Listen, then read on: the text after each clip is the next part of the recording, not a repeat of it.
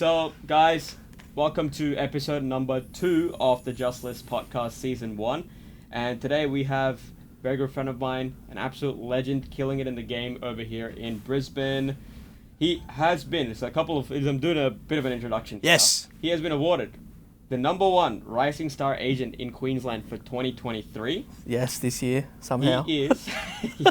He is the fastest agent in NGU, which is his overall parent company. Yep. The fastest agent ever to make elite status, which is 500k GCI. Correct. And hit prestige status, which is 1 mil GCI. Correct. In the history of the company. Yep. So 12 months. Did it within 12 months. That's right. Man, the myth, the legend himself, Moses. Hey, thanks so much for having me, Nguyen? man. Is that Moses Nguyen. Nguyen. Right. Win. There's 2 ways. We ain't in LA. We ain't at the Wynn Hotel. All right. So This is Moses, guys. So just so you Thanks guys for having know, me. Dude, everything. I mean, Thanks for having me. This here, it's with the podcast. What we've been doing is just going around guys who I look up to in the industry and guys that I'm just fascinated by. Yep. And be like, holy shit, they're doing a great job. Yep. And just interviewing them. 100%. And hoping that they gain some value from this. I will definitely gain some value from this. And just have a fun time. It's a win-win. You know, you get to meet new people. The people out there get content. They get to learn new things. Yeah, it's really cool. Yeah. So just so people who may not be aware of you right now have an idea of, your sort of expertise in the field, you are on track to hit $2 million GCI this year. Right? 2 mil, yes. So trying to crank. Obviously, first year did $1 million in 21. The hockey stick graph of growth has gone through the roof. Did $1 mil first year. Did $1 million 21 to be exact. Yeah. Gonna try and do 2 mil this year. We are on track for it by end of the year. Right. So not end of financial, end of the year. So we're on track at the moment. Yeah. And one of the things the reason that I reached out to you in the first place, and the reason that makes this whole thing more impressive is the fact that you're doing these numbers. I mean, numbers fantastic. Obviously, we'll get into your process and your work ethic and everything. Yep. But it's literally your 3rd year in business, right? Has it been It is. 3? It's 3 years, literally. Started end of 2020. My progressional journey was essentially I went to uni. Came out of school, chose engineering, chose it for all the wrong reasons. Make my parents proud. My sister's a lawyer. My young sister's a psychologist. So chose engineering, chose it for all the wrong reasons. Hated maths. Realised engineering wasn't for me. Fell into my casual uni job at the time. Was stuck there for 8 years, and then just fell into depression and anxiety for 2 years, and it felt like 10 years. It was honestly. I thank myself, or I thank for it to have happened because it made me transition and make the jump into real estate. So, and then initially going through what I went through, it was tough, man. Like the days today are longer, but they go so quick. Yeah. When you're going through depression, when you're going through anxiety, the days are so long. Yeah. So long. A normal 8-hour day feels like 24. It feels like 2 days. Right. Just goes forever. And then I seen an ad pop up. There you go, social media. I seen an ad pop up with Coronis. So Coronis were going through a recruitment program. I applied, got to the 2nd stage, got to the 3rd stage, and then they offered me a job the week before COVID hit. The week COVID hit, they sent me an email saying, good afternoon, Moses. We do apologise and wish to inform you, unfortunately, due to the current climate of the landscape of the world with COVID running rampant, we have postponed and put on hold your opportunity here at Coronis. Right. So just got to a stage where it was like, damn it, this was my big break, and I was a bit down and out for a couple of weeks there, but then I was spending some time with a good friend of mine. He's actually a close mate of mine, Corey Martin. Yeah. Corey, if you're listening, if you're out there, shout out. Shout out to Corey. Yes, Corey Martin. Good friend of mine. He's an agent as well. I was spending some time with him. Saturdays, open homes, I was there. I was like that awkward dude, carrying the A-frame, putting it down. I was like, I'm not the agent, but I'm learning. And Emil, our CEO here at NGU Real Estate, just did a big development in St. Lucia. They had a VIP launch evening in which they just welcomed all their guests, previous clients through the property. And then I came with Corey to that VIP evening event. I then met Dakota Ferguson. So Dakota just did 4 years with Matt Lancashire, number one agent in Queensland. He's obviously from the prestige market, and me and Dakota just clicked it off. And then a month later, started to work with Dakota. We were in Greater Springfield at the time. And then after 3 to 6 months, we built some momentum in Greater Springfield. Our CEO, Emil, called us into HQ and was like, hey, Dakota, you've got the profile. You used to sell high-end prestige properties in New Farm alongside some of the best agents in Brisbane here, some of the most expensive properties. So we would like you to come in. He came in. I was fortunate enough to be on Dakota's team. So I came in with him. And then we did 3 months in the Toowong office that we're in now. And it just got to a stage where Dakota wanted to take a big step back to focus on family. Right. And that's where it all started. So I did 9 months with Dakota, made the move, went out on my own. I remember I was going through a very nervous ordeal because I was like, I don't know if I'm ready yet. Yeah. I've only been 9 months with Dakota, and then it was sink or swim, and You swam? I actually can't physically swim, but I did swim in real estate. Can't either. Hey. Yeah, let's go. Any swimmers out there, if we need some lessons, please reach out. DM us. There's the story anyway. Huh? That's how it all happened. I know. So yeah. That was a big, like fast-paced look of the whole thing. Yeah. But now let's take a train all the way back to Greater Springfield, which is where you were born and raised. Yeah. Springfield. Let's talk a bit about like your early background. And the reason I like to ask about this is a lot of people where they're at now, we see them as who they are and what they achieved. And when you're looking at it from the outside, it seems totally like, oh, they just must be a different type of human being to be able to achieve what they're achieving. Yes. Whereas when you look back, it's always like, oh, that's kind of similar to where I am right now. Yeah. And it's very motivational for people. Or it's also like, it's very insightful where someone from your similar backgrounds to where you're from is now at a completely different place. So let's talk about that. Let's talk about... Yeah, so born in 1993, birthday was 2 weeks ago, just turned 30. I'm at the top of the hill. We're starting to go over the hill now, so it's only going to go downhill from here, but hopefully the GCI goes uphill. Born in Sydney, parents used to own a manufacturing subcontractor for Bonds Undies. Oh, really? Bonds Undies, yeah. Shout out Bonds Undies. Bonds Undies. They are the best. They are good. So my parents used to be a subcontractor to Bonds Undies. Right. I remember they used to make boxer shorts for Bonds. The Tarzo boxer shorts. Every one boxer short my mum would sew, she would get $1. Right. Right. So $1 she would get. We could go further back to the story, but let's just start it there. Yeah. This is in Sydney. In Sydney, yeah. Okay. She used to have a subcontractor, and they were doing quite well. We bought a new Commodore. And then what happened was in 1997, a lot of these companies moved overseas. Obviously, manufacturing costs are much cheaper overseas. Yeah. So my parents lost their contract with Bonds. So did many other companies, obviously, but they lost their contract with Bonds, moved to Queensland, and I think you don't really remember much until you get to a certain age, your memory. Yeah. And I remember we first moved to Brisbane. We moved out to a little suburb called Springfield. Yeah. Been there ever since. Only have recently moved out. When was this? 97. 97. So that's before Springfield was anywhere near. Correct. Springfield is just grown from strength to strength. They've got a lot of amenities and facilities out there. But yeah, Springfield was a little suburb at that point in time. So Springfield, started in Springfield, moved up in 97, and my dad, just to give you some background information, my dad's a church minister. So, you know, he's not money orientated. He's dedicated his life to something he believes in. And I can tell you right now, they make no money, right? Number two, my mum, she tried to hand her a few different things. She tried childcare, hairdressing, and then she ended up, she does it now still.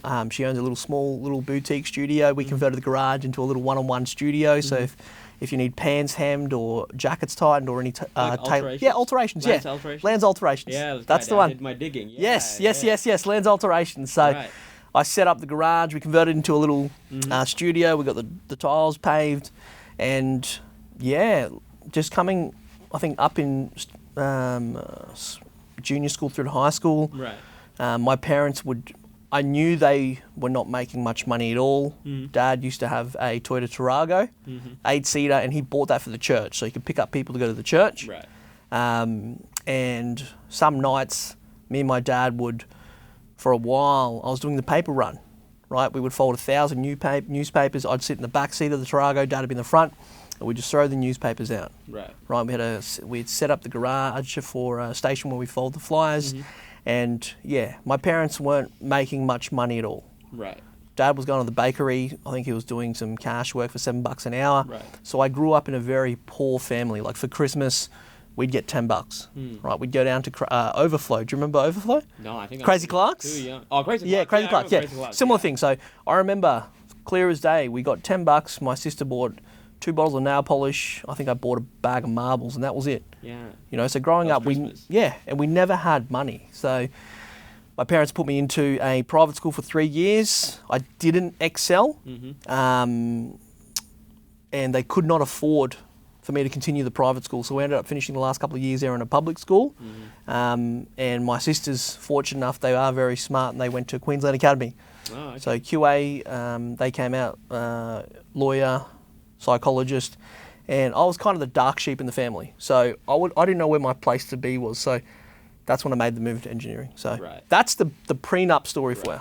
So in terms of like your family, so what's the background? Where are you guys originally? Vietnamese. You're Vietnamese. Vietnamese, right? yeah. And were you like, are you bilingual? Or do you speak Vietnamese as well as English? Biết nói tiếng Việt chứ. Nói rất là gần. Oh wow, very Yeah, good. so mình nói rất là gần người tiếng Việt. I don't know Vietnamese at all, but I hope he said some good things right there. He did. I did. So was that some sort of adjustment for you? Because as an immigrant myself, I know this is when you're moving to a different country, up until like a certain age, like probably like 6 or 7, when you're like first really starting to go to school. Then like until then, your entire world is just your family and what you've been around and like the culture and language within your house. Correct. And when you're getting introduced to a completely different sort of culture, even though you're living in the country, you might not have to interact with other Aussies and the larger Australian culture until you go to school. Did you find that adjustment period difficult? Yeah, I remember my mum would cook up traditional Vietnamese food for lunch, and you know, and she would make these. I don't even remember what they were called, but it was like a pancake, but like a gelatinous pancake with a piece of ham. And I'd go to school because it was on a bamboo leaf, and at lunchtime people would laugh at me because I'm eating this weird food. But it was my mum used to have that as a kid, so I know exactly what you're talking about. Correct, 100%. So that was difficult. It was, and you feel shameful sometimes, and you look back at it now and regret it. But you look back and you're like, you know, why aren't you talking English? We're in Australia. But now I'm very grateful to have spoken in Vietnamese growing up because I've learnt Vietnamese. Right. Yeah. So. Oh, awesome. Yeah, 100%. So. Right. And future kids, future wife, they're going to go to Viet schools on Saturdays. They're going to learn the native tongue. Is that thing? Look at the Viet schools? Yeah, Saturdays 9 to 12 o'clock. I used to go. There was a Vietnamese school at Darra there. We used to have a high. It's funny as the uniform was high vis. Literally, it was cool. The school uniform was high vis, literally high vis, and they had like the logo emblemed on here, Darra Vietnamese school. So on Saturdays 9 to 12, me and my sisters would go. I never knew that. Yeah. Oh, okay, cool. Yeah. So you went? Did you learn there? Learn Vietnamese. I can speak Vietnamese and understand Vietnamese very well because I grew up speaking Vietnamese as a kid. But writing not so well. But I think talking's enough. Right. Yeah. I think you're the best person for me to ask this. Yes. Which is why I'm just going to spring this up. Yes. Put you on the spot. Yep. Top 3 Vietnamese food places in Brisbane. Go. Dang Tan. So that's in Inala. They do some really whack-ass beef noodle soup. Number 2, Scott's Road Takeaway. So that's in Inala and Darra. For all those pork roll fanatics that do love a good garlic butter, if you ask for the extra butter, that's a big tick box. Number 3, can't go past your mum's cooking. Where's that? Oh, it's your mum cooking. Is she, your mum. Is she, Lance Alteration? No, she's not, unfortunately, but there's the 2 picks for you. 2 picks plus mum. Because I needed that because I'm an absolute Vietnamese food noob. Like, I know nothing. I've tried it here and there, but I couldn't name a single dish for you, which is very shameful because I love food. Yeah. What background are you? I'm Indian. What's your 3 go-to Indian spots? Well, that's rough. Okay. Okay. All right, he's about to dig here. Right. He's unlocking his secret book. No, mum's not allowed. Mum's not allowed. Mum's cooking not allowed. I'll give you another top 2 then. All I'll right. give you 2. All right. Some of the best food I've had here.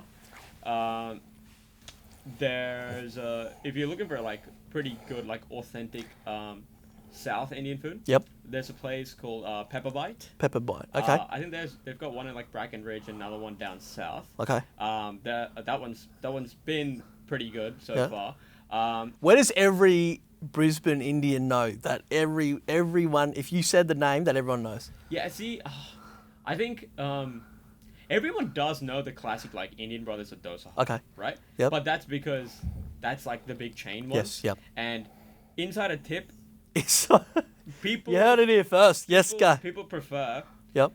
If you really want to know where the best Indian restaurants are, yep. Ask Indians, and they will not only will they tell you the best ones that they like, because each area of India, there's like a separate culture and separate language and everything. Like and the cuisine is also different. Yep. So if you ask those guys, they will tell you the best restaurants that serves that specific cuisine.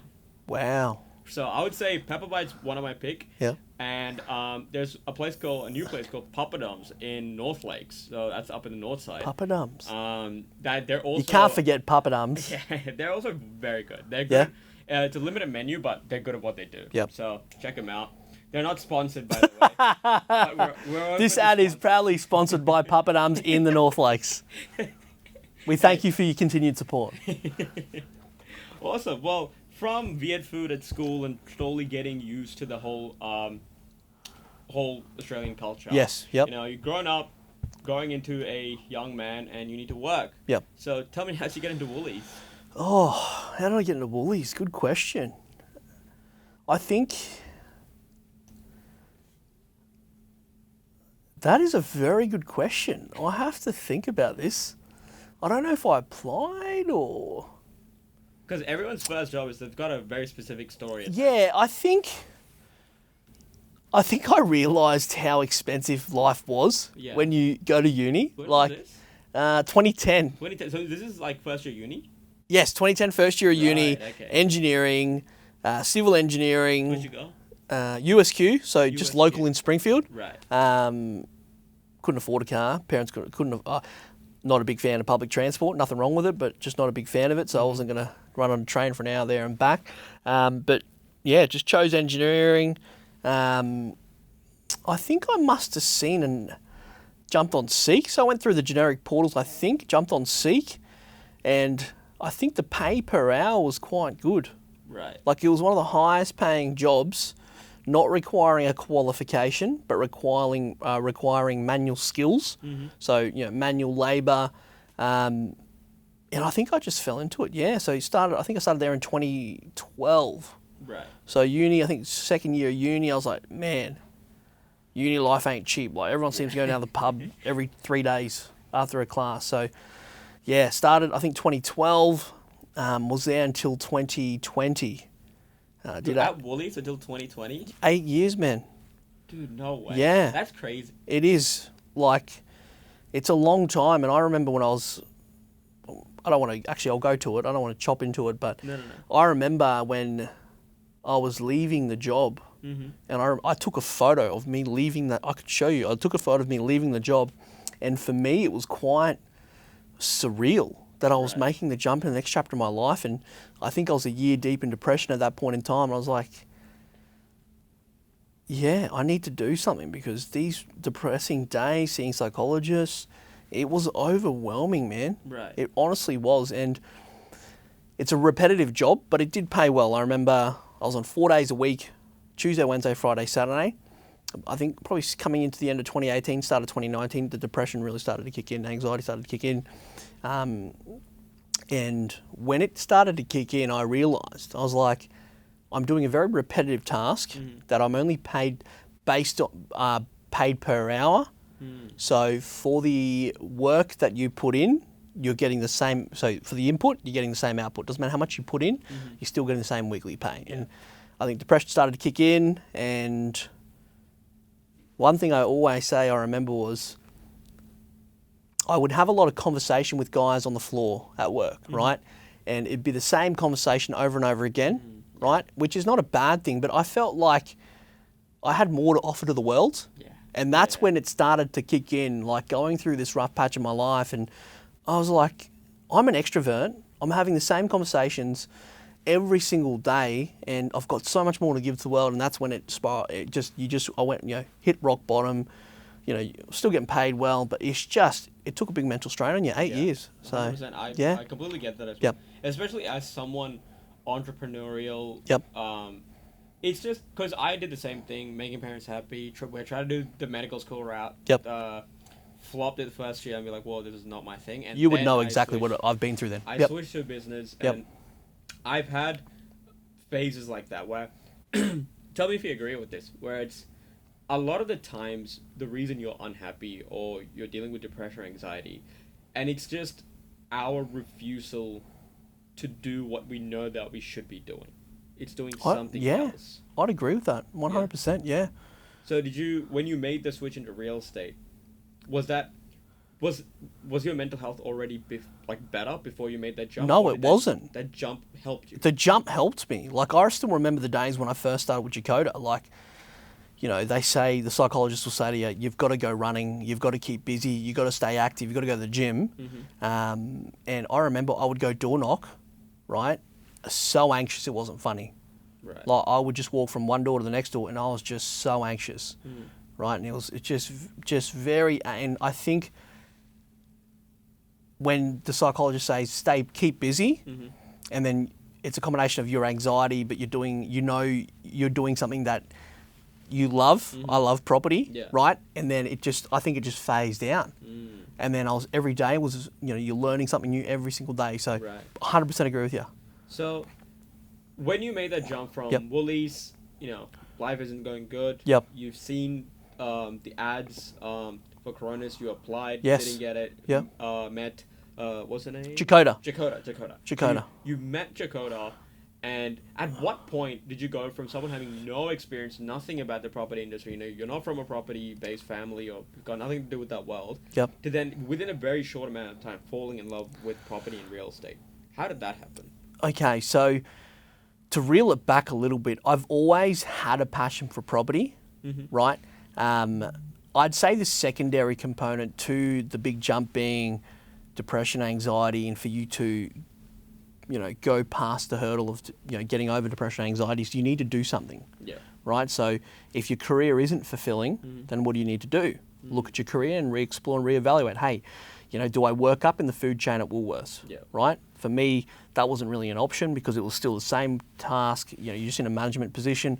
And I always had that entrepreneurship background. Like, I remember, when I was 13, 14, I was literally buying stuff from America and bringing it over to Australia, selling it at the back of the boot. There's one thing you won't know. Really? Yeah, I had for those guys who do know me, Moses Nguyen, I literally bought one pair of Vans, bring them to Australia, resold them, doubled the money. Right, got that doubled money, went and bought a skateboard deck and a pair of Vans, doubled the money. And it just got to a stage where, this was when I was 16 too, by the way. It got to a stage where I had, I think, $10,000 worth of skate merch at my parents' property. We cleared out the linen cupboard. And I had 20 pairs of Janoskis, 50 snapbacks, all this skate gear, because it was very expensive in Australia. And I was flipping it, and then it was like either go to uni or go into business. And I went the wrong route in the sense of uni. I went to uni because that was the obvious, that's what you get navigated to. But yeah, I completely forgot your question. It was just, so you had a thing for business. Yes. I had a thing for property and business. The thing with property is you need money to buy property. And I always see all these, people who are rich and successful, who have done very well for themselves financially, they always have investment properties. And I think the passion for property is why I got into it. It wasn't the money. Initially, I got in because depression, anxiety, and I had a passion for property. Like, I think personally for me, there was a few years prior to that where people say, why don't you get into real estate? Why don't you get into real estate?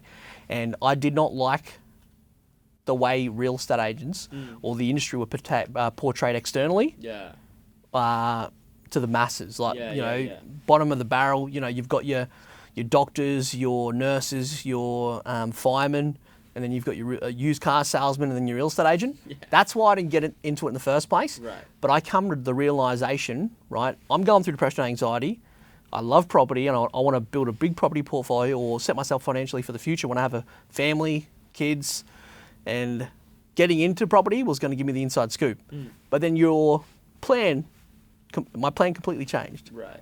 So that's probably a bit of a picture painter for you. No, definitely. Yeah. And that makes sense because one interesting thing that I've noticed is I have no data on this, but just from speaking to people, a lot of people get into real estate because it is a great way to make money. If you're naturally into, you know, you're a salesman, you like marketing, you like talking to people and, you know, the sales aspect of it, then it's just like a natural thing that you could go to and that you could make big money in. Yeah. But it's very rare to find people who are actually interested in property. And to be honest, like, property is a weird fucking thing to be interested about. I love it. Like, I love how you can buy something, right? Yeah. And someone can pay you for that something by renting it. And then that something increase in value. Right. And that's something you didn't need to put $500,000 cash or $1 million cash into it. Mr. Bankman put it in. Yeah. Right? So that's, I think, one of the core fundamentals of why I had a passion for property is because when you buy a property as an investment, you rent it out, the tenant pays for the mortgage. Yeah. Over time, the mortgage is paid down and also the value goes up. So it was an obvious residual or passive money maker, and that's where the passion came from. So it's like the way that system operates that really fascinated you. Yeah. Right. 100%. Because as someone who was like flipping when you were younger, like obviously the classic like e-commerce or even just like a physical chain store, like you knew you could make money that way. Yes, correct. You knew property was the way to go. It was the long-term right financial move, right? Buying a big property portfolio, having it being paid down over a number of years, setting myself up for financial freedom in the future. Awesome. Yeah. Cool. So now we've gone all the way up from, you know, Springfield days Little to Momo. Now, little Momo, all the way to now you're stepping into real estate. You're now going out as your agent for the first time. Yep. Now, the majority of the people... I'll pause you for a second. You're giving me some incredible flashbacks right now. Just running through those stories, man, like... People they don't know where you've come from. Yeah. And it's crazy to think, like, you know, my parents are poor as hell and I was slinging, you know, newspapers and went through depression and anxiety, which today no one's going to know that because they see you for who you are from the way you brand yourself, the way you present, the way you communicate, the confidence, whatever you've got. But appreciate it, man. Hey. I got you, man. That's cool. And it's like people in this space, I've noticed, like even as myself, like I'm just like a pure beginner. Like I'm just taking my baby steps. Yeah. But it's also, even for someone like me, when you're going at like 100 k's an hour and this is all you're thinking when you're in this, it is very easy to forget like how far you've come. Yeah. And you don't often get reminded of that until someone else brings it up. You've just done it for me, man. Yeah, which is why I actually asked because... Feels good. Yeah. And it's insightful for us as well. So the majority of people watching this, I would say, is people who either are in real estate or are my fans. Yep. All two of you. No, people in real estate, and a lot of people are obviously looking up to you and the position that you're in. So there's always I think the worst phase or the most difficult phase, and the phase that really, you know, weeds out the people who are built for any profession, is going from 0 to 1. So how did you go from 0 listings, no one knows you, you're just a random guy who works at a real estate agency, to having your first client, your first property listed? What was that like? And how many times did you screw up during it? How many times did you have to try again? And what was that like? I think, so the fortunate thing for me was I didn't screw up as such, right? I learnt correctly from the get-go. Right. So I was fortunate enough to learn from Dakota Ferguson, right, who was my mentor, great friend, great mate. I actually had a coffee with him yesterday afternoon. We went and looked at a house to buy. I learned from Dakota, and Dakota had spent 4 years with the #1 agent in Queensland. Right. So from the outset, when it was day one, my very first day, you're a solo agent, I had some good foundations set. Right. Right. What were those foundations? So the structure and process, right? One thing I say to my team all the time is trust the process because it'll never let you down. Right. Okay? If you follow the process, it'll never let you down. Once you start going wild, wild west cowboy winging it, you're just winging your first listing. There's no process and procedure in place. Right. And by following that structure and process, what I did was Jacoda had sold a property with me. Jacoda sold a property. I was his associate on his team at the time. Off the back of that sale, he took a big step back to focus on family. I had a week off to come to the realisation that I was actually become a real estate agent by myself. And I door knocked. I started off door knocking, right? Mr. and Mrs. Vendor, we've just sold a property up the road there for a great result. Did you guys have any property plans? No. Get lost. Right. No. Rejection. And, you know, I did half of the suburb. I picked up 17 appraisals straight off the bat. Right. And the failure wasn't in all the rejections, but the 17 appraisals I picked up because I learned properly from the start. Right. I was taught the structure and process and the fundamentals of how am I going to get my first listing. So you were expecting the no's before they even came through? Yeah, that's just how it goes. Has that made it better? No, but you don't. When someone rejects you, you move on. Right. Why waste your energy or emotion on something that they're not going to care about? Right. So as soon as you knock, they say go away, close their door. They're going to go back to TV. They're going to go back to eating. Yeah, they're going to go back to shaving their beard. Right. Right. So you can see straight up. We're not shaving your beard, by the way. Not yet. I can't even grow one, so I get from here to here, and that's about it. But I would say those people who overthink it, you're not starting off strong. Right. Do the task. Don't get caught up in the emotions of it. Right. Just go knock 100 doors. Don't even think about it. Go knock. Go prospect. Right? Leads don't just fall in your lap. Right? Yeah. Number 2 to that, when I started, I utilised social media. We were transitioning into a new era of real estate where real estate agents profile, like it wasn't just a brick and mortar store anymore. It was online presence, online profile. A lot of, that transitional journey into online agent. Like you don't go down to your local agent anymore and say, hey, I want to sell my house, because I'm 4 minutes down the road. It's like, hey, my parents live in that street. DM, Instagram, Facebook, right? So was that your biggest thing? How did you utilize social media? Digital door knock. What did I do? I could show you right now, actually. Yeah, let's go. You want to see it? Yeah. All right. Where's my phone? I'll show you one of my very first ever listings I got. Wasn't the first one, but it was one of the very first ones. Stephens. All right, where are we? All right. I've shown this a few times now, but it'll give you some really cool of how I started. Yeah. It's even got the timestamp and everything. I'll quickly go through it. Look at that, April 2021. Right. That was literally just over 2 years ago. So you just sent this guy a DM. How did you... Man, I was spamming every mother truck I had on Facebook. Right. If you were my friend on Facebook, you were getting this message. Yeah, wait. So you want to read it out? Yeah. Read it out. Should I say his name? Yeah. Yeah, okay, cool. So this is to Max Stevens. So Moses, on 8th of April 2021, which is not that far away. It was literally 25 months ago. Yeah. And you said, Max, I hope you've been well, bro. Shameless plug. As you may or may not know, I've been in real estate for the past year and just wanted to reach out to all my friends and family and let you know if you or any friends or family are even looking at selling, buying, or doing anything real estate related, let me know and be more than happy to help. That was it. Keep going. And he said, okay, he said... You have to read the whole thing, but keep going and just run through. So he said, hey, mate, I will for sure. We currently are building at the moment. Oh, there we go. Yeah, there you go, yeah. Through urban homes. Yeah, but blah, blah, we'll blah. be looking for investment.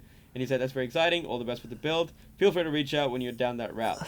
From skater to real estate, that's awesome, man. Oh, you're a skater, right? I'm a skater, yeah. Oh, we haven't told him about that bit. We can go to that after, right? Okay. So keep going through, then what happens? Cool.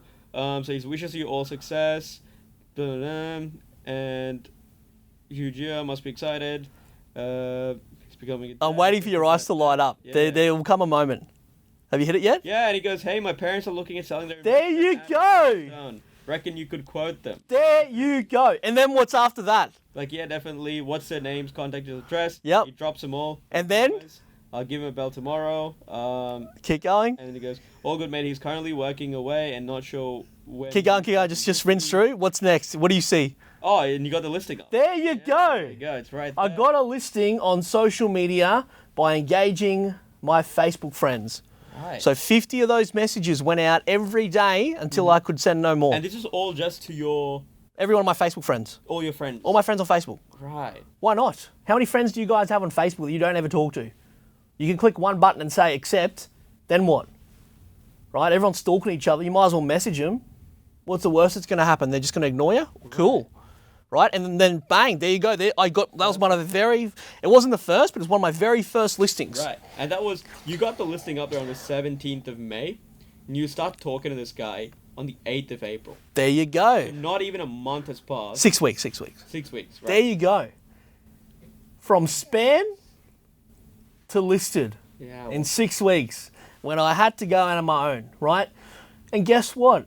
All you got to do is copy, paste. Okay, so look, if you get 10 of these in the next 2 months because this is going to be everywhere, we do apologise in advance. But it's a great tool to utilise. We're in a new era now where social media is everything, online presence is everything. Why not message everyone on your Facebook? Right. What? So, it's cool, eh? Yeah, super cool. Yeah, dude, that's actually insane. And like that reminded me of something which I wanted to ask you as sort of like a new generation of real estate agent. A lot of agents out there, and not just I wouldn't just put on agents, the real estate industry in Australia in general is very commonly known for being like 10, 15 behind, years behind. We very much are. Whatever's happening in the rest of the marketplace. 100%. Right now, we are a real estate social media marketing and content creation agency. Yes. We should be having a very tough time finding people who are not already utilizing this. But the amount of people that we come across who have not even given it a shot, they have not even given it a thought, that me having to explain to them what Facebook ads are, me having to explain to them, putting content out there, more people seeing you is a good thing. Yes. Like all that. Yes. Why do you think that is? I'm really trying to give you a detailed answer to this.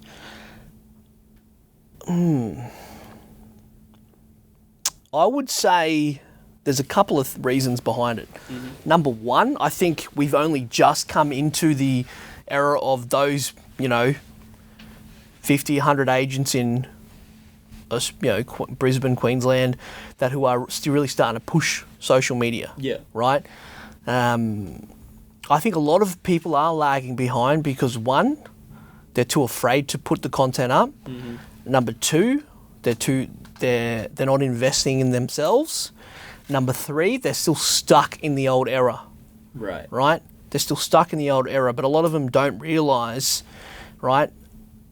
The more social presence you have, the more credibility you're building for yourself, and the more opportunity you're in return creating for yourself. Right. So I think a lot of agents out there who are not utilising social media to its full potential, they're just falling behind. They're running an unfair race because what's going to happen is everyone's on social media every single day, and if you don't have content up, right, one, you're not showing you're active in the marketplace because you're not regularly putting up content. Number two, if you're not producing quality content, then your personality isn't on display online. Yeah. Would that answer you? No, 100%. Yeah. And that's a lot of people out there would really appreciate hearing that. Yeah, 100%. Because hearing it from us is one thing where, we work with agents, but it's like, but you're trying to like get business off us kind of thing. Whereas you, like, we're not working together. Like, I just met this guy and thought he was awesome, and then that's how we connected. I think he's pretty cool too. He's out there hustling. For you to say it as a new-gen agent who's doing so well would just go to show that it's a real deal. Like, if you're still, it's not too late, but if you're still not on it, like, it's probably about time you get on it. 100%. And even for those that are on it, but that aren't creating a rounded social media presence, and it's very 2D. What I mean by 2D is, a review or a property video or an odd picture. or a photo here and there, or, would you like an updated market appraisal? those days are gone. Right. Right? What I mean by those days are gone, what I mean is you need to have a 3D online presence. You need to show your results. Yep. You need to show your listings. You need to show your network. You need to show your personality. Yeah. Right? Because at the end of the day, when you build a more 3D picture, it's a more rounded picture, and any prospective buyer or seller can see more of you than just a 2-dimensional picture. Yeah. Make sense? Absolutely. Yeah. Definitely. Cool. And another thing that I wanted to bring up was, this would sort of feed into it, like the way that we're using all these more innovative techniques in real estate. Yep. One of the coolest things is just how fast you're able to achieve your growth. Like you're on track. You started 3 years ago, like just 3 years ago, like end of 2020, start of 2021, and now you're already at a place where you're projecting a 2.5 mil GCI, annual GCI a year. Man, honestly, it's overwhelming. How'd you do it though? Why is it like this speed is something that is insanely rare in real estate? It is. Honestly, hard work. Right. Right? If I was to really start to nail it down for you how I've done so well in such a short period of time, there's a number of components, all right? We can first and foremost start by saying clearly, which some people will say out there, is we had a growth spurt in the market, which I agree with that. Yeah. You know, my growth was sped up a bit more by the speed of the market, right? We had a big boom in the market. Obviously, COVID hit, market picked right up. Obviously, interstate buyers realised how cheap it was in Brisbane, but growth of the market. Number two, so these are components that I would say is what accelerated my growth in the short period of time to make it even shorter, right? Number two was my timing, right? So even my timing, when I jumped into real estate, it was a softer market. Yeah, okay. Than it is now. Yeah, that's right. It was a softer market. So when I was working with Jacoda, it was a bit more harder to move stock. Stock was moving between 3 to 6 weeks, 3 to 7 weeks, right? So the timing was good, right? So those are the components that were external factors to it. But the internal factors, I'll run through, there's 5 of them, right? Number one was I learnt the correct structure and process. Right. Okay, from start to finish, I learnt it. So I say this to all my potential vendors or vendors. I learned from someone who learnt from the best in the industry. I learnt from Jacoda Ferguson, who did 4 years Matt Lancashire. He's a number 1 in Queensland. Yeah. Right? So I've learned from someone who learned from the best. So I learned the right structure and process. That's number 1. Number 2, right, is hard work. Like the last, I'd say 2 years, I've worked 15 to 16 hour days, 7 days a week. I wouldn't say 365 days a year, but I'd say probably at least 350 days a year. Right. Over the 2 years. I worked on my birthday 2 weeks ago. I had work to do. I had to get it done. I was in here in the office till midnight last night. So hard work. There is no substitute for it. And you know what? The more you work, guess what? The more results you're going to get because you're doing more work. Right. In this case, the more input you put in, the more output you're going to get. Yeah. Right? Number 3, leverage and momentum. Okay, so I'm very fortunate, and if people find it weird, I was on a podcast earlier today there where they're like, how do you prospect? And I tell them I don't prospect. Yeah. Why? Because I'm able to leverage and build momentum off the back of my current sales or off my listings or inquiries that have fed through. But being able to leverage off your current results or past results or listings and then building momentum and traction off the back of it, right? I think that's the third component. Yeah. Number 4, right, is energy, right? If I talk like this, would you sell your house with me? Yeah, exactly. If, hi, my name is Moses, I'm from NGU Real Estate, I'm going to run you through all this information. I think I can achieve you this price. Or, hey, I'm the best agent in the world, I'm going to get you the biggest price point, I'll do it for free, my commission's 0.5%. Do you see the approaches I've just taken? 1, energy, right? So I'm not saying fake the energy, right? But people are going to sell with people they can relate to, or they trust, or they like their energy. They can see the hunger, or they can see this guy's here to get the job done. Yeah. Like I had a lady in here earlier today. We just listed a property up the road here, and she's like, "Man, we want to choose you because it's like you're going to get the job done. We can feel it. We can tell." Yeah. Right. The 5th one, right? And this is one thing you can't control, right? Natural ability. Right. Okay? You either have it or you don't, right? Which is rough to hear. It is rough to hear, but the thing is, there are many agents out there who don't have that natural ability. If you make up for it in the other 4, you'll be all right. But you've got to do a lot more work on the other 4. You've got to be able to leverage and build more momentum. Right. 1, you've got to have the structure and process won't change. The energy, you better make up for it even more. Yeah. Right? But natural ability. So they're the 5 core components. Right. If you don't have the hard work, you ain't going to do well. Right? If you don't have the right structure and process, you're winging it. Right? If you don't have the energy, people aren't going to choose you. They'll choose another agent. Right. Or they're not going to trust you. Right? Leverage your momentum. If you're not able to create opportunities off opportunities, it's a guinea pig in a wheel. Right. Right? You're back to square one. Yes, just listed a property, just sold it. What do I do now? Oh, okay, I'll go back to door knocking. Why not?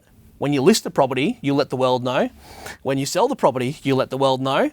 And by that point in time, you would have got opportunities or got appraisals or got listing presentations to create opportunity. See how one opportunity creates more opportunity? Yeah. Whereas I do see agents out there who can't build that leverage and momentum, and they go in and out of the wheel. They make the call, they get the listing, they get it sold, and they're back to what do I do now? Twiddle my thumbs or hope a listing comes in the door? Right. But you need to be able to build leverage and gain the momentum to continue the business. Right. Right? So, and what was the other one? Energy. Energy. Right?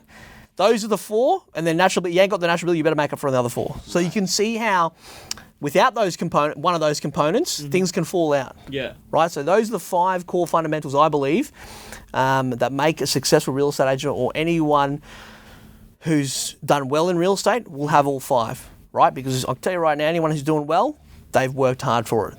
They know what they're doing. Awesome. They've got good energy. Yeah. They have good structure and processes. Right. So that's the 5. That's gold right there, man. That's legit. 5 core fundamentals. Yeah. Leverage and momentum, structure and process, energy, natural ability, and hard work. Yeah. If you don't have the hard work, just make up for it in the other 4. Right. Damn. Well, there we go. And as a result of implementing these 5 steps, according to realestate.com.au, you've sold in the last 12 months 83 properties. Yeah. I think we're about to do 3 today. I think got the team out there, and we're about. Yeah, I mean that's crazy. Like I was just calculating it. Like so you're putting up anywhere from like approximately, if you're like taking averages, like 7 properties a month at least. Yeah. Yeah. So how? I mean, you've just talked about like how much care and dedication and stuff you need to give to each client to make sure they're well taken care of. Yeah. But obviously, there's one you. Yep. So how are you managing this large volume? Once you get to a certain stage in your real estate journey where you've proven you're a good agent, you've done big numbers, you've proven yourself. You now need to build a team of specialists behind you to support you on that growth journey. Right. Right? Those members in the team, they may or may not have ambitions one day to become an agent. Right? If they do, right, they will service you for a short term in your team, but then you create a growth plan for them for when the day and time comes, they make the jump. Right? But you need to have a dedicated team in place. So for myself, I've got Reza Ascari, who's a sales associate. I've got Jack Wade, who's also a sales associate. Isaiah Ling, who's an administrator. You need a team in place, right? One person can run fast, but a team can run far. Right. One person can run fast, which I've run fast for the past year, but if you put a team in place, you can do big things. Right. And do you feel like more confident now that like you've set the team up to a place where even if you're not there, they should be able to get the job done? Yes. Right. Yep. You have to. If you don't trust your team, you need to work on your team, because at the end of the day, the team or the team members are an extension of you. So whatever they're doing is a reflection of you and your team, because your name's on the board, your name's on the listing. So your team, 1, you need to trust them. 2, you need to have faith in them that they'll do a good job. Right. Awesome. Well, right off the back of that, we are getting into the last stretch of the podcast. So we've got this fun segment. Oh, here we go. Review deep dive. Review deep dive. So this is okay. This is what do we got? We've done a little digging, and there was a lot to dig. Okay. Through all of the reviews you've gotten in the past 12 months, that's right. Yes. And we picked one of them, yes. which I think was very unique and very interesting. Yes. And we're going to ask you a question based on that. Yes. Sound good? Yeah. Cool. So here's a review. This person's written out like a story, so they must have really loved you. So, from start to finish, Moses was responsive, informative, and above all, damn good at this job. Yes. Moses got us a premium price in the shortest time frame possible, and he works hard from his listing presentation right up until settlement. Yep. To me, what sets Moses apart from all other agents is what they say they are down to earth. Is that they say they're down to earth and transparent and honest, etc. Moses actually is. He calls a spade and tells you how it is with no level of deception towards his client at all. Now, obviously, very flattering review. That is, yeah. So, who's that from? I have no idea. Okay, I don't have the name, but... that's a good review. It is a great review. Very sweet. It's true. The reason I asked that is... the reason I read that one out, because off the back of that, what I really want to know is how important is honesty in a business like real estate, where most agents are looked upon by the general public as dishonest. Like, it's car salesmen and real estate agents where when they approach you, you're like, oh, not this guy again. Like, he's going to talk about some bullshit. It's not going to be real. He's trying to steal my money. That's how, whether you like it or not, that's how people see real estate agents. Yeah. So, how important is honesty? Look, I don't even like to use the word honesty, right? How I like to say when they say a spade is a spade, right? I'll tell you how it is, right? If I service the seller, the vendors appointed me to service them on the sale of their property. What's my job? To get them the best price possible, right, and service them well. It's only two things I care about: service and price. Yeah. Couldn't care about anything else. Service and price, right? When a potential buyer asks me what's the price on the property, and I tell them it's X amount, and then they laugh at me or say it's too much, I'll tell them I work for the seller. I'll tell you, I'll literally work for the seller. Can I have more money? Right. I'll tell you, give me more money. Why? Because I'm being honest and saying I work for the seller, right? Obviously, I'll make comments, I obviously work for the seller, but what I like to say is, even though you're talking about honesty, the key takeaway point I would say is not be honest. Don't take that out of context, but talk straight. Right. Okay? Talk straight. Don't choke. Talk straight. Right? Sellers want more money. Talk straight. Right? I can't exclaim that enough. If you talk straight, right, and you know what you're doing, talk straight. You don't need to be dishonest. All you need to do is talk straight. Right.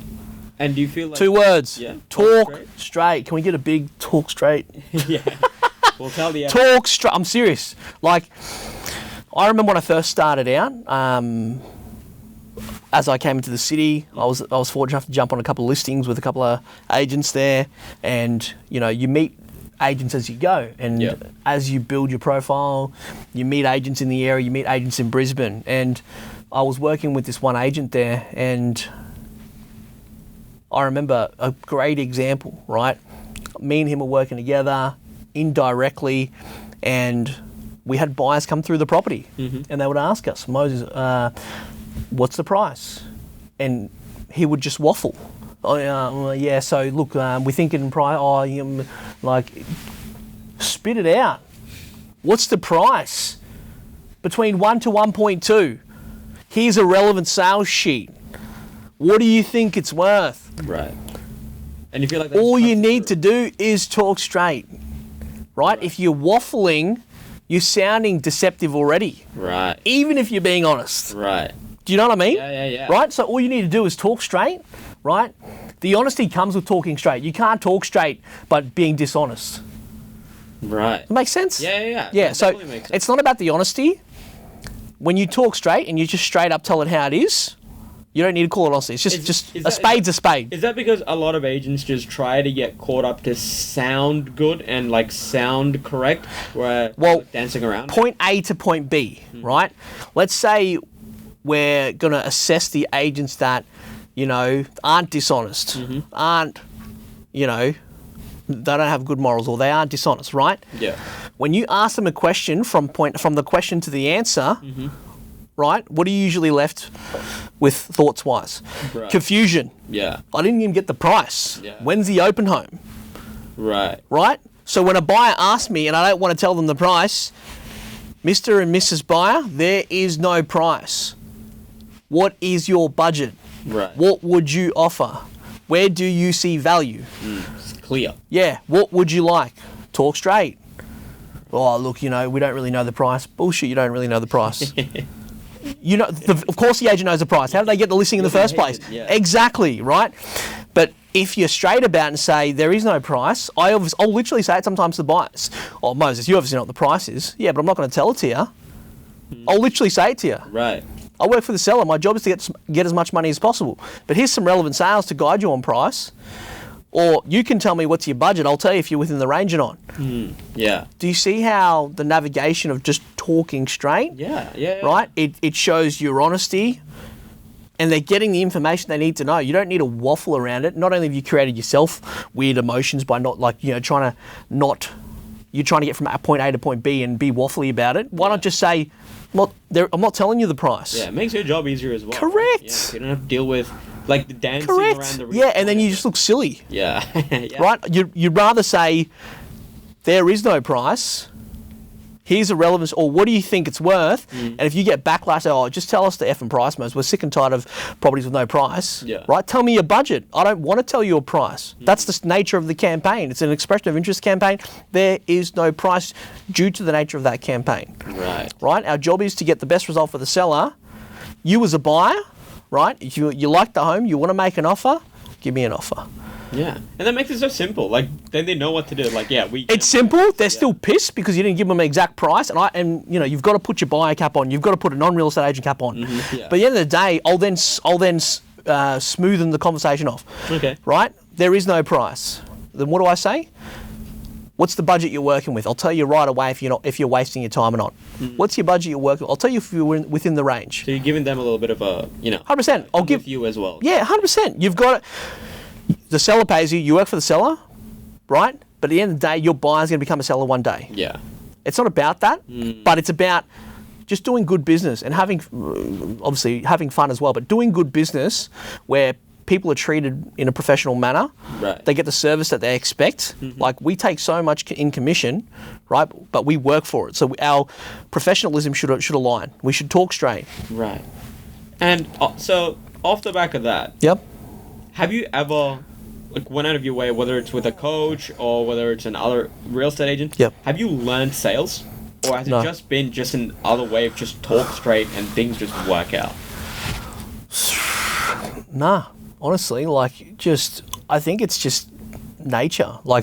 It's just my personality, right? So for those people who, when you have these conversations, right, just be conscious about it, be mindful about it.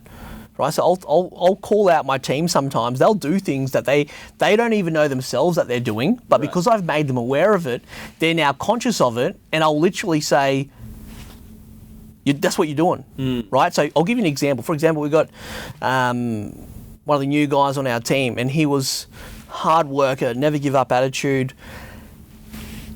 I'm a fast worker, and he's trying to work really fast with me. Yeah. And I had this conversation a couple of weeks ago, and I said to him, what happens, every time I give you a task and you're trying to get it done quick so that, one, the task is done quickly and you can do more tasks within the day, what ends up happening is you fumble it. Yeah. Or you make a mistake. Not doing it properly. Correct. So you might be running at 120% and you got the job done so quick, but then you got to fix the mistake and then you're back to 80%. So I said to him, why not slow it down a little bit? Yeah. And get it at 100% rate, still working fast, but making sure whatever task you're doing or your job you're doing is done correctly the first time. So you're not going back and fixing that mistake, which takes more time. Yeah. So that's a good example where someone on my team was just trying to get things done too quick, and they'd make these little mistakes. Right. Just slow it down a little bit. Just slow it down 10%. Right. Get it right. Then, if you want to speed it up, you can. But you're better off doing something a little bit slower and getting it done correctly the first time. So that's an example of it. Right. Yeah. And that would be a general like advice for people's approach to sales and approach to talking to... The approach to sales side of thing is, the one line that I'll use is, I'm not here to sell your house, right? I'm here to provide you with informative information so that you can make a more informed decision moving forward. Right. I'm not here to sell your house. I'm here to provide you with informative information so that you can make a more informed decision moving forward. Okay? A completely different frame. But that's how I say it. Like, if you call me and you say, Moses, I want to sell my house, yeah, not a problem at all. Let's catch up this evening at 7 p.m. and I can run you through all the relevant information in relation to the sale. I don't need to beg for business or pitch for the business because at the end of the day, if you provide the right information, you know, your commission, your marketing, a plan in place, right? Showing them in layman's terms, in non-real estate technical terms, how it's going to look, what we could potentially achieve based on relevant sales that I've provided, right? They then ultimately make the decision. Right. Which is something I've heard Alex Hormozy talk about this, whereas like when you have people that come through the sales pipeline and 10% of the people are never going to buy anyway. Yep. And the top 10% that comes through are going to buy no matter what you do. Yep. But like the middle 80%, what you're meant to do is not try to sell them. You're just trying to help them make a decision. Whether that's yes or no, buy or don't buy. Yep. You're just helping them make a very informed decision. Yeah. And that just makes the approach to sales a lot easier. It does. It did to me, and it seems like you're doing the same thing. It 100% does. At the end of the day, like, I will literally tell potential sellers or buyers if it's the right purchase for them. If I don't think it is, morally obliged, it could be against what my job is to do, which is sell the property. I'll say, don't sell it. Yeah. Rent it out. Utilize it as equity. Right? So that's why I like to start off by finding out what their circumstances are. Yeah. Why are they wanting to sell? Is it for a financial gain? Are they upsizing? Are they downsizing? Are they moving away? Is it you know, a separation sale, or is it a cease to estate? Then I can work out a plan that's right for them, whether it be selling or not. Yeah. Right? And I'll still show them the sales side of things. And if you don't sell, this is your equity. This is what you could look to rent it out for. Because that's, to me, right, that's a sale. Right. Not in the literal sense, but in the, geez, Moses is a good dude. Like, he's a sales agent, but he just told me not to sell. Utilize equities. You know, we've got a big equity pool here. You know, Moses, we really appreciate it. You haven't sold a property, but you've sold them on you, who you are as a person. I've sold them on the right the right option for their circumstance. Right. And which in turn makes them trust you more. Well, I'm just being honest. Yeah, exactly. Which is it's rare, man. Yeah. Like, if I don't think you should sell, don't sell. Like, I'll definitely trust you more if you're just like, don't give me business. It's better for you if you don't do it. I think it's just if you provide the right information to the potential seller or the potential I'm not a seller, right? They're going to appreciate you, and when they're having dinner or when they're at the pub or when they're doing whatever they're doing, right? What's the first thing to come out? You know, he was a decent bloke. Yeah. He wasn't trying to jam it down my throat that I need to sell. Right. Right? All comes down to that. Just be a decent bloke. Yeah, legit. Just tell them, just give them the right information so that they can make the decision. You don't want to pressure sell people. Right. Because you've just altered the next chapter of their life, which may have not have been the best option for their next chapter of their life. Right. Because at the end of the day, we are just real estate agents, but we have a big role to play in what the next chapter of their lives may look like. Yeah. From a price perspective, from a where are we living perspective, from a financial perspective. There's a lot of components to it. Awesome. Now, just getting to the last couple of questions here. Dude, this has been fantastic, and I'm glad you've enjoyed it. No, definitely. Yeah? This has been super insightful. Yep. Like, I'm sure it's insightful for the people watching, but just for me as someone operating within the real estate ecosystem right now, it's super insightful hearing this from a person such as yourself, who's clearly nailed it. Yeah. So hearing this directly from the source is priceless. Appreciate it. Awesome. Another little segment here is an Insta deep dive that we do. Oh, here we go. So I saw this very cute little thing on your Instagram. I wanted to just know more about it. I don't even fully know what it is, so I wanted to just know more about it. Which is a picture of a little card, which said, like, thank you for your special gift to us, thank you for everything you've given us, etc., etc. I'm curious as to what that was about. And could you tell us a little bit more about that? So I think So that was on my birthday. Took my family out for a nice dinner at Sono, Japanese restaurant, and it was 3 days after my birthday because I was too busy working. And, you know, my parents are from another generation. They come from another country. They've moved from Vietnam, which is where their home country is, right, to another country where they don't have that many family or friends, right? They're in another country. Why? To have a better life. Yeah. Right? And when my mum writ that on a card, it just, like, even just thinking about it now, like, I'm so grateful to be, it's overwhelming. I'm so grateful to be in the position I can be in. Yeah. Right? I pay for my parents' mortgage. I bought them both a brand new car. My sister just got a car. She's picking up tomorrow at 11 o'clock. But when you come from nothing and you do very well for yourself, for me, that's a big driving force. Like my family, like my parents, like, man, my dad's dedicated his life to something he believes in. Yeah. Right? The least I could do is, you know, he's not getting any younger. He's going to be dead one day. I want to make his life a little bit easier from the finance side of things. Yeah. Like, you know, my parents live very simple and easy lives, and that note, that birthday card really resonated with me because it's acknowledgement from my parents for all the hard work that I have done, and coming from Vietnamese background, they'll never say it. Yeah. They'll never say we're proud of you. Yeah, they'll never say, you know, they'll just look at you and they you know, I remember when I bought my dad the Subaru. He just had this look in his eye, and I'll remember it because I got a photo of it. He was sitting in the driver's seat, looking out.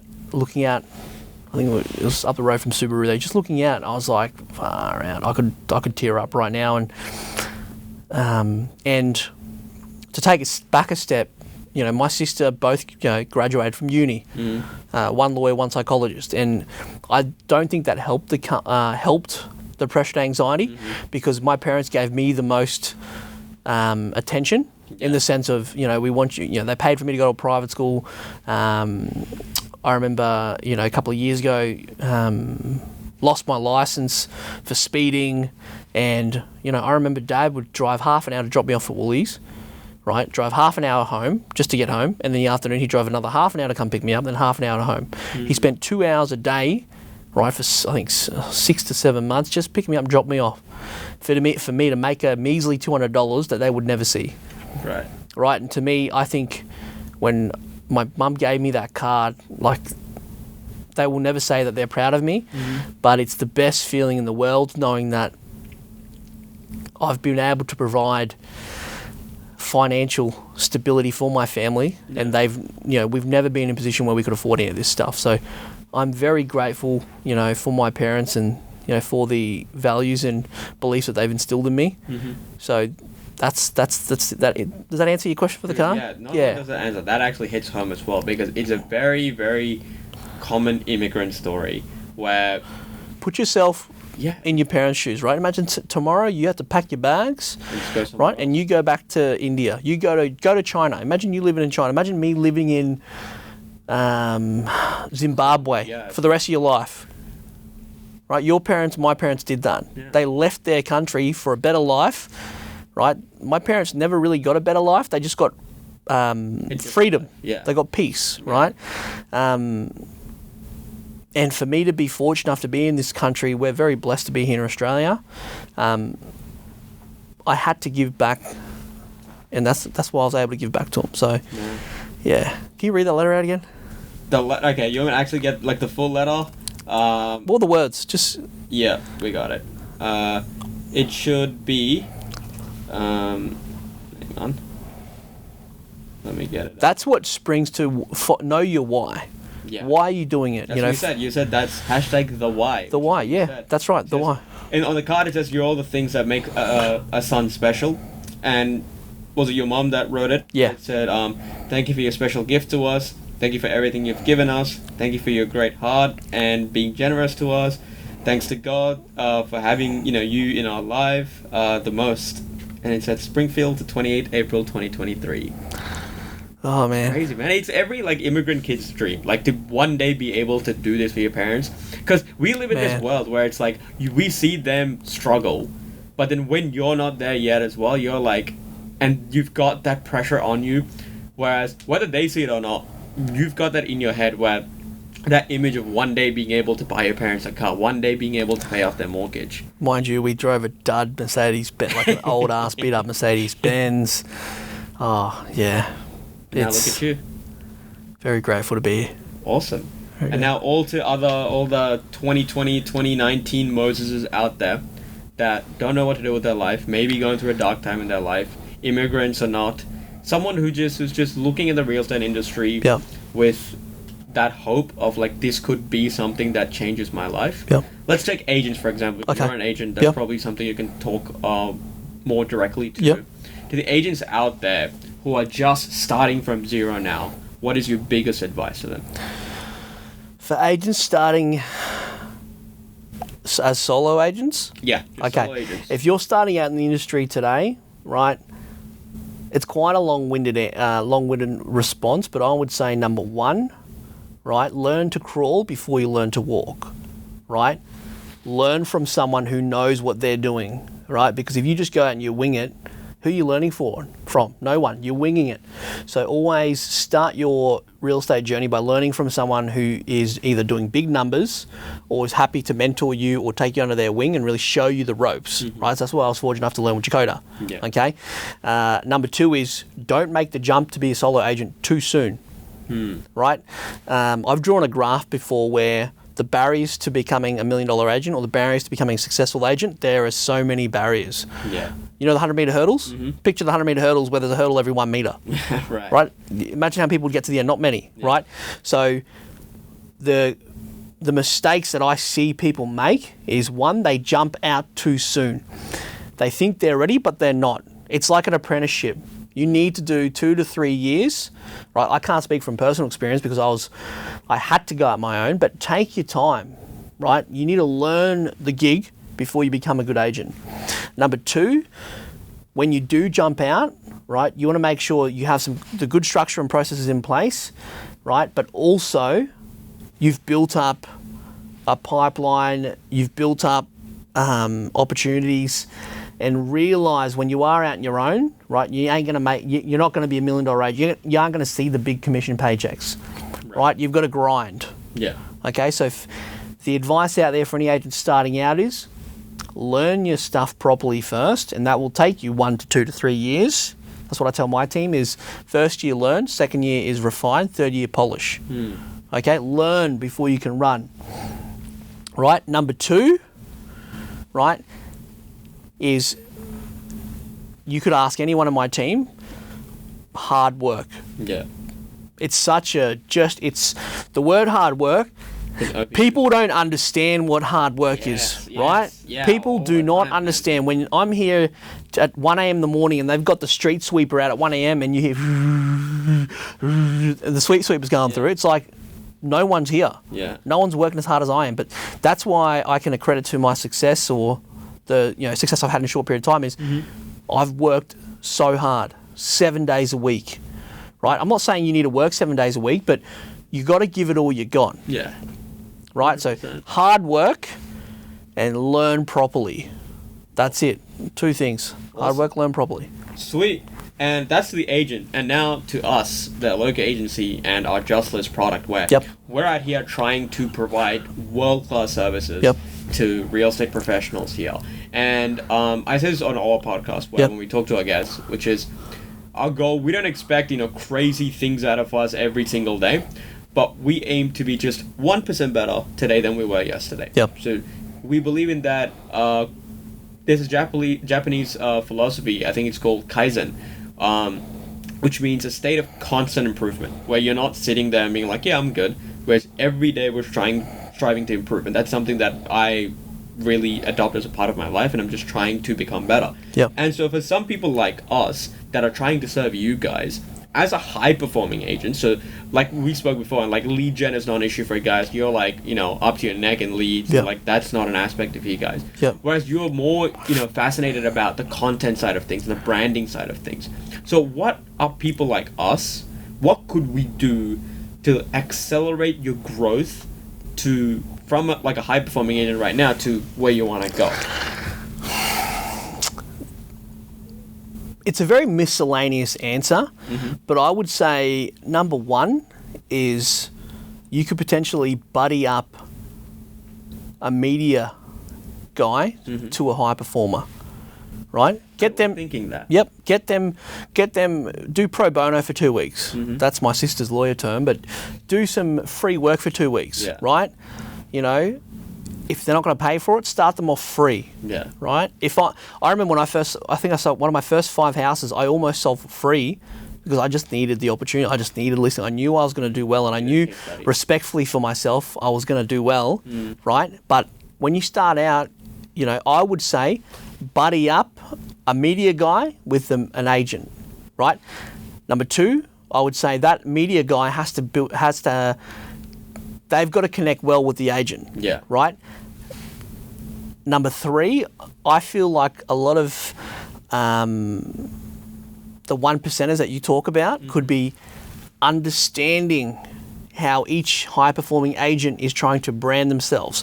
What agenda are they trying to create? What's the general, you know, online social presence look like, right? So, for example, if you were to analyse mine, fast pace, high energy, fun, bit crazy, bit wild, bit of personality.